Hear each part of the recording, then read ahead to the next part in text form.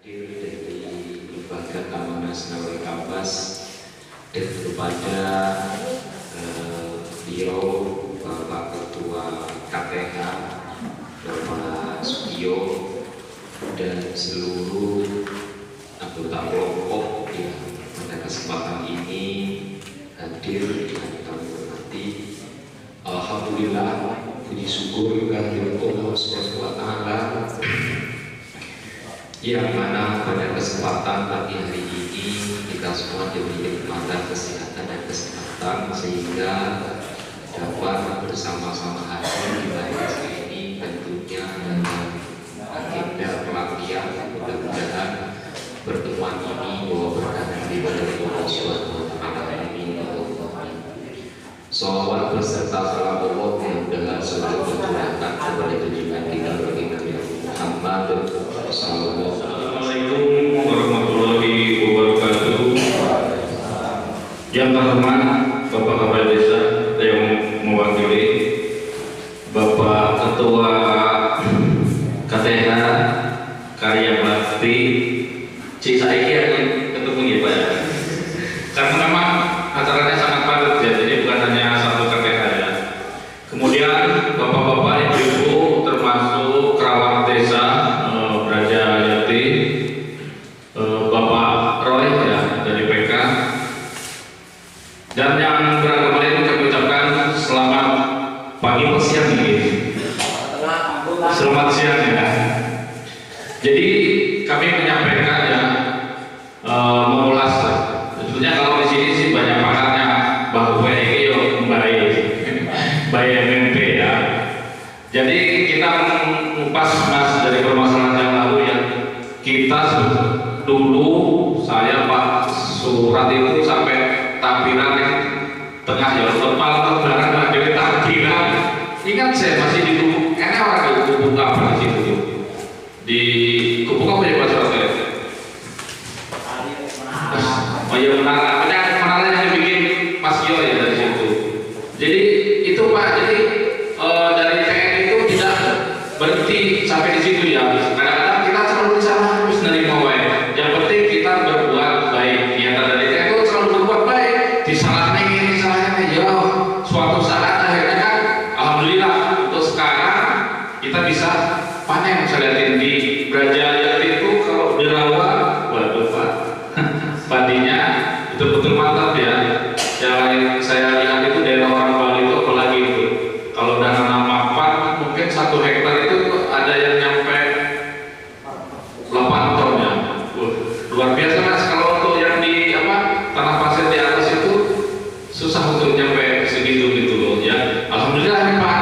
Ya kita nanti berkat ya kerjasama teman-teman juga Pak. Jadi harapan kami itu ya maksudnya lagi petugas itu siap pergi setelah dari sore isu NSI offset satu Senin di petugas repot gini kan. Kalau kita kerjasama sekarang kerasa berarti ya sama-sama kita menjaga gitu loh. Wong meladani wahyu ya udah bareng-bareng ya. Udah kita bantu di sana saja. Tapi petugas sebagai petugas bareng-bareng ya itu namanya masyarakat orang banyak itu mungkin Pak. Tapi kita mau oleh suatu saat ya akan penting itu kok ini tanggung jawab kita bersama ya. Termasuk MMP. Waktu salahnya Pak Surat dengan biaya segitu Pak Surat nggak mau tahu kayak Pak Surat nanya terus ya repot juga. Terima kasih sebelumnya. Assalamualaikum warahmatullahi wabarakatuh. Sudah siap Pak? Kita mau diskusi lagi hari ini. Kita sudah yang kedua kali ya untuk Braja Yati. Saya ini sampai lupa Pak, karena dari Braja Serebah ini Braja Yati, Harjosari, Kencana, Luhur, semuanya kebetulan 4 desa ini dapat program mikrogreen dan semuanya terkait dengan penanganan konflik kerja. Jadi saya itu suka lupa ini yang sudah yang berapa. Saya eling-eling dulu tadi. Kita ini yang kedua. Tetapi yang kedua ini adalah seharusnya adalah di termin pertama. Karena kita harus membangun dulu kesepahaman kita terkait dengan berbagi peran terhadap yang saat ini yang jadi permasalahan kita adalah interaksi negatif. Sudah kita sepakati di pertemuan utama bahwa bahasanya itu katanya nggak boleh konflik, bahasanya ada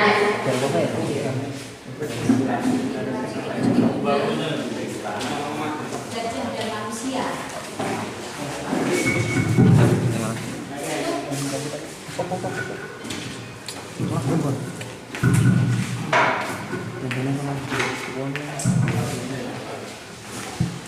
Yang pertama kita bangun dulu bahwa kita sepakat kita akan berbagi peran seperti apa penanganan konflik gajah ini. Untuk yang pertama kemarin saya lupa di bulan Oktober Pak, itu kita sudah banyak berdiskusi terkait dengan bagaimana langkah-langkah ketika ada interaksi negatif dengan gajah. Alhamdulillah kita sama-sama waktu itu dalam grup kecil fokus grup discussion kita membahas langkah-langkah dan sudah kita sepakati bagaimana mitigasi konflik, bahasa atau mitigasi konflik interaksi negatif dengan gajah. Ketika gajah itu tidak hanya lewat, tapi kalau sampai nggak hanya imut-imut tetapi sampai menyeberang. Kita sudah sepakati waktu itu di pelatihan pertama dipanggil, sudah ada langkah-langkahnya, sudah panduan teknisnya sudah dibuat oleh kelompok. Nah hari ini kita akan sama-sama nanti ada materi sedikit untuk mengingatkan kembali tentang bagaimana penanganan interaksi negatif dengan gajah. Baru setelah itu nanti kita akan bagi ruangan ini menjadi grup kecil yang dalam grup nanti kita akan membahas tentang peran masing-masing kita. Ibu Eka, sebelumnya bismillahirrahmanirrahim. Assalamualaikum warahmatullahi wabarakatuh. Selamat siang untuk bapak-bapak semua. Siang atau pagi ya? Yes, pagi dengan siang Pak. Sebelumnya yang saya hormati kepada Bapak Kepala Desa atau yang mewakili, yang saya hormati Bapak Kepala Balai atau yang mewakili, ada Bapak Kepala Resor dan Ibu Ika sebagai penyuluh dan sebagai pendamping di KTH OPD, KTH Warna Karya Bakti Gajah YB, serta bapak-bapak peserta pelatihan yang insya Allah hari ini terus semangat Pak, terus semangat, terus berbahagia, sehat selalu. Baik Pak, mungkin di sini ada sedikit pemaparan. Ini sebetulnya ya Pak, saya rindu Pak, karena sebetulnya bapak-bapak yang di sini sebagian besar ini wes malah semakin lah pokok ini dalam upaya penanggulangan mitigasi konflik ini. Baik, ini mohon izin Pak Bambang bisa lupa Bapak menyampaikan, tapi mau disebutkan jadi ini diwakilkan. Di sini mungkin bisa kita lihat bahwa saya taman nasional itu terbagi menjadi 3 seksi Pak. Itu ada 12 resort yang masing-masing seksi itu terdapat 4 resort. Nah, di seksi 3 ini ada 6 resort dan kebetulan ada 2 resort yang di situ terdampak, bahkan bukan terdampak ya, selalu ada permasalahan interaksi negatif dengan manusia, konflik selalu nggak boleh ya. Terus kemudian ada 37 desa penyangga. Ini udah berubah belum Pak? 38 ya seharusnya ya, itu di update. Terus ada batas alam, terus kemudian ada batas buatan, itu merupakan batas alamnya itu ada sungai Pak, ada sungai, ada laut. Terus kemudian kanal itu pun ada beberapa kanal itu yang langsung berdampingan dengan ladang masyarakat. Oke terus Pak.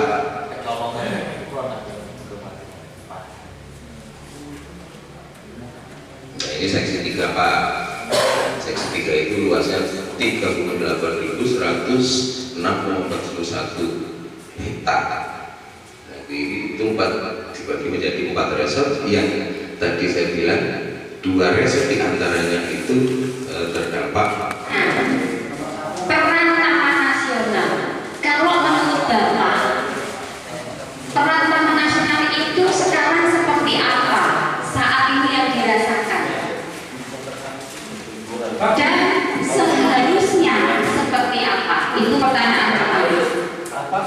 Monggo silakan Pak didiskusikan terus ditulis. Peran Taman Nasional itu saat ini seperti ini dalam penanggulangan konflik di Banjarnegara. Seharusnya seperti apa? Seharusnya biar kami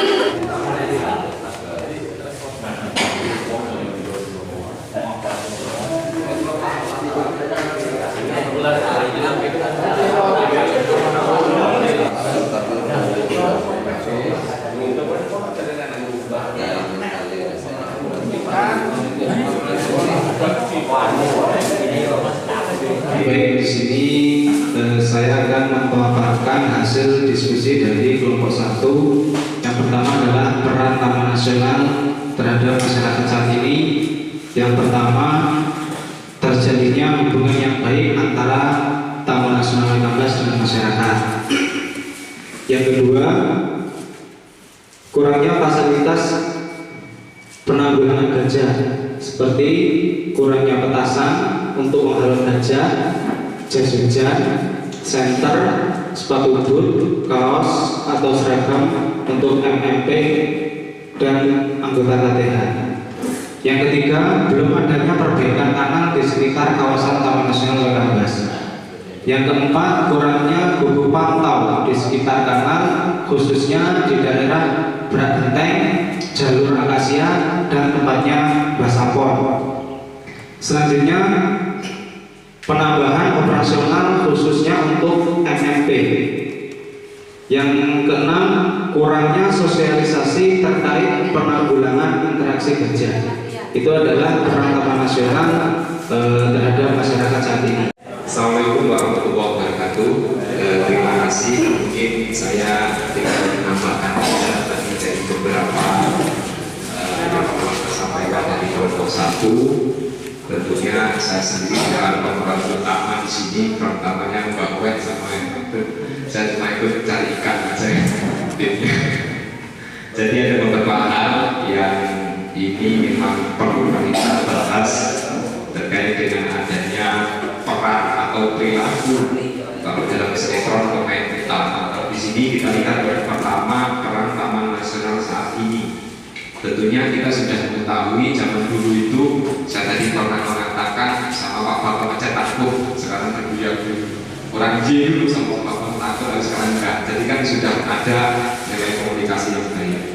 Terkait dengan komunikasi kita sudah terjalin, sudah mulai terjalin dengan masyarakat pun juga sudah, bahkan sudah diberikan pemberdayaan untuk masyarakat seperti dua mungkin nanti bisa kita kembangkan lagi, kita kasih semangat lagi bahwa dari kelompoknya Pak Tio juga yang juga sudah terkait itu berarti maksud dari TNPK jadi komunikasi yang baik agar kita itu memperdayakan diri kita untuk cari ekonomi ya di desa kita nggak sampai nyebrang ke hutan kawasan sini ada apa-apa. Masyarakat namun perlu adanya alat dan BPD ini sudah mulai kita mungkin bisa dikasih info lagi yang kira-kira ada info apa terkait dengan desa penyangga yang perlu kita kembangkan, ini bisa kita cari. Yang kedua terkait dengan penanggulangan gajah perlu adanya pelatihan khusus kepada mitra. Tadi sudah disebut sama kelompok 1 penambahan insentif Pak Wano. Pak Soal itu rumahnya depan rumah saya pas, beliau tidak pernah di rumah.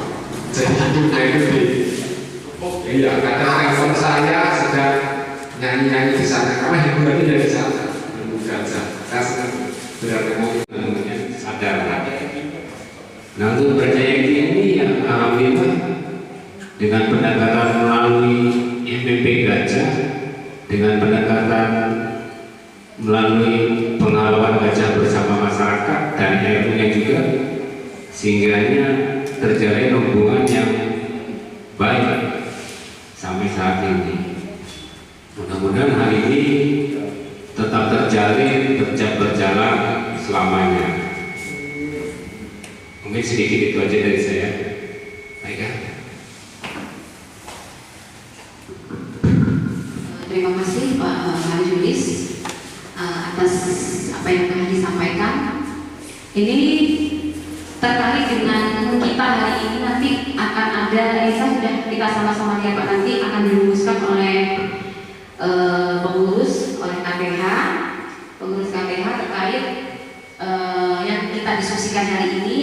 Seperti diminta oleh Pak Agus tadi, kalau bisa ada kesepakatan terkait taman masyarakat berbuat apa, kemudian masyarakat berbuat apa, akan tertuang dalam bentuk tulisan Pak. Nanti akan kita sepakati bersama, kita tanda tangan di atasnya bahwa ini memang menjadi keputusan kita bersama. Nanti akan kita formulasikan dulu. Yang ini saya akan ulas kembali pertemuan kita yang di pelatihan pertama. Kita waktu itu juga FGD langkah. Nggak kerasa.